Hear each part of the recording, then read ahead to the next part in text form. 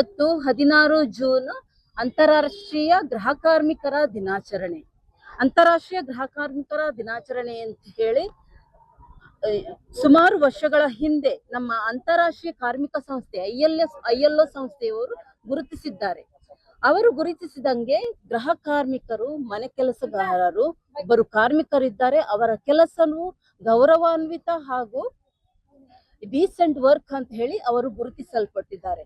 ಈಗ ಕಳೆದ 15 ವರ್ಷಗಳಿಂದ ನಮ್ಮ ಕರ್ನಾಟಕ ಗೃಹ ಕಾರ್ಮಿಕರ ಒಕ್ಕೂಟ ಅಂತ ಹೇಳಿ ನಾವು ಕಲಬುರಗಿ ಜಿಲ್ಲೆಯಲ್ಲಿ ಈ ಒಕ್ಕೂಟವನ್ನು ಮಾಡಿದ್ದೇವೆ. ಕಳೆದ 15 ವರ್ಷಗಳಿಂದ ಈ ಒಕ್ಕೂಟವು ನಡೆಯುತ್ತಿದೆ. ಈ ಒಕ್ಕೂಟವು ಏನಂದರೆ, ನಮ್ಮ ಗೃಹ ಕಾರ್ಮಿಕರ ಹಕ್ಕುಗಳನ್ನು, ನಮಗೆ ಹಕ್ಕುಗಳು ಬೇಕಂತ ಹೇಳಿ ನಾವು ಹೋರಾಟ ಮಾಡುವುದು. ಈ ವರ್ಷದ ಈ ರ್ಯಾಲಿಯಲ್ಲಿ ಅಥವಾ ಈ ದಿನ ನಾವು ಸರ್ಕಾರದ ಮುಂದೆ ಬಂದು ಏನು ಹೇಳುವುದಂದ್ರೆ, ಕರ್ನಾಟಕದಲ್ಲಿ ದೀರ್ಘಕಾಲದಿಂದ ಬಾಕಿ ಇರುವ ಈ ಒಂದು ಹೊಸ ಗೃಹ ಕಾರ್ಮಿಕರ ಹಕ್ಕುಗಳ ಕಾಯ್ದೆಯನ್ನು ಜಾರಿಗೆ ತರಲು ಹಾಗೂ ಆ ಮಸೂದೆಯಲ್ಲಿ ಗೃಹ ಕಾರ್ಮಿಕರ ಶಿಫಾರಸನ್ನು ಸೇರಿಸಲು ವಿನಂತಿಸಿಕೊಂಡು ನಾವು ಇವತ್ತಿನ ದಿನ ಇಲ್ಲಿ ಸರ್ಕಾರದ ಮುಂದೆ ಬಂದಿದ್ದೀವಿ. ನಾವು ಇಲ್ಲಿ ನೂರಾರು ಮಂದಿ ಸೇರಿದ್ದೇವೆ. ಏನಂದ್ರೆ, ನಮ್ಮೊಂದು ಕೆಲವೊಂದು ಬೇಡಿಕೆಗಳು ಸರ್ಕಾರದ ಮುಂದೆ ಇಡಬೇಕು ಅಂತ ಹೇಳಿ. ಈಗ 2 ವರ್ಷದ ಹಿಂದೆ ಸರ್ಕಾರ ಒಂದು ಕಾಯ್ದೆ ಅಥವಾ ಮಸೂದೆಯನ್ನು ಹೊರತಂದಿತು. ಅದು ಕರಡು ಪ್ರತಿಯಾಗಿ ಇನ್ನೂ ಇದೆ, ಸರ್ಕಾರದ ಅಡಿಯಲ್ಲಿದೆ. ಈ ಕರಡು ಪ್ರತಿಯಲ್ಲಿ ಕೆಲವೊಂದು ಅಂಶಗಳನ್ನು, ಗೃಹ ಕಾರ್ಮಿಕರ ಅಂಶಗಳನ್ನು ಅವರು ಮುಂದಿಟ್ಟಿದ್ದಾರೆ. ಆದರೆ ಇದರಲ್ಲಿ ಗೃಹ ಕಾರ್ಮಿಕರಿಗೆ ಜಾಸ್ತಿ ಮಹತ್ವವನ್ನು ನೀಡಿಲ್ಲ. ಗೃಹ ಕಾರ್ಮಿಕರ ಕೆಲವೊಂದು ಅಂಶಗಳು ಇನ್ನೂ ನಮ್ಮಲ್ಲಿ ಅದರಲ್ಲಿ ಹಿಂದುಳಿದಿದೆ. ಆದುದರಿಂದ ನಾವು ಅದನ್ನು ಹೇಳುವುದು ಏನಂದ್ರೆ, ಗೃಹ ಕಾರ್ಮಿಕರಂದರು ಕೇವಲ ನಗರ ಪ್ರದೇಶಗಳಲ್ಲಿ ಮಾತ್ರ ಅಲ್ಲ, ಅರೆನಗರ ಪ್ರದೇಶಗಳಲ್ಲಿಯೂ, ತಾಲೂಕಿನಲ್ಲಿಯೂ, ಗ್ರಾಮೀಣ ಪ್ರದೇಶದಲ್ಲಿಯೂ ಇದ್ದಾರೆ. ಇವರನ್ನು ಸರ್ಕಾರವು ಗುರುತಿಸಬೇಕಂದ್ರೆ ಅವರಿಗೆ ಗುರುತಿನ ಚೀಟಿ ಕೊಡಬೇಕು. ಹಾಗೆ ಅವರಿಗೆ ಬೇಕಾದ ಒಂದು ಕಲ್ಯಾಣ ಮಂಡಳಿಯನ್ನು ಮಾಡಿ ಅವರನ್ನು ನೋಂದಾಯಿಸಬೇಕು. ಆ ನೋಂದಣಿಯನ್ನು ಈಗ ಮಾಡಿದ್ದಾರೆ. ಆ ನೋಂದಣಿಯನ್ನು ಕೂಡ ಪ್ರತಿ ವರ್ಷವೂ ನೋಂದಾಯಿಸಬೇಕು ಎಂದು ಹೇಳ್ತಾ ಇದ್ದಾರೆ. ಆದ್ರೆ ನಾವು ಹೇಳುವುದು, ಪ್ರತಿ ವರ್ಷ ನೋಂದಣಿ ಮಾಡ್ಲಿಕ್ಕೆ ಆಗಲ್ಲ, 3 ವರ್ಷದಲ್ಲಿ 1 ಸಲ ಆದ್ರೂ ಮಾಡಿ ಅಂತ.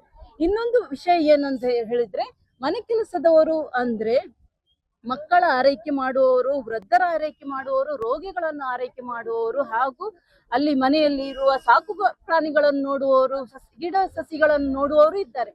ಕೇವಲ ಅಡುಗೆ ಮಾಡುವವರು, ಭಾಂಡಿ ತೊಳೆಯುವವರು ಮಾತ್ರ ಅಲ್ಲ. ಹಾಗೆ ಅಂತ ಹೇಳಿ ಇವರನ್ನು ಕೂಡ ಎಲ್ಲರನ್ನು ಗೃಹ ಕಾರ್ಮಿಕರೆಂದು ಗುರುತಿಸಬೇಕು.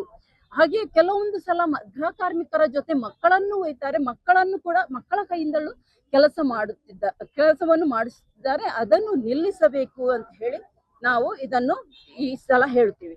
ಅದೇ ರೀತಿ ಮನೆ ಕೆಲಸಗಾರರಿಗೆ ವಾರದ ರಜೆ, ಅದು ಕೂಡ ಅವರಿಗೆ ವೇತನ ಸಹಿತವನ್ನು ವಾರದ ರಜೆಯನ್ನು ಕೊಡಬೇಕು. ಎಲ್ಲಿಯಾದ್ರೂ ಆರೋಗ್ಯ ತಪ್ಪಿದರೆ ಆವಾಗ ಕೂಡ ವೇತನ ಸಹಿತ ರಜೆಯನ್ನು ನೀಡಬೇಕೆಂದು ನಾವು ಕೇಳುತ್ತೀವಿ. ಅದೇ ರೀತಿ ಗೃಹ ಕಾರ್ಮಿಕರಿಗೆ PF, ASI ಅನ್ನು ಒದಗಿಸಬೇಕು. ಅದು ಇನ್ನೂ ನಮ್ಮ ಮಸೂದೆಯಲ್ಲಿ ಬಂದಿಲ್ಲ.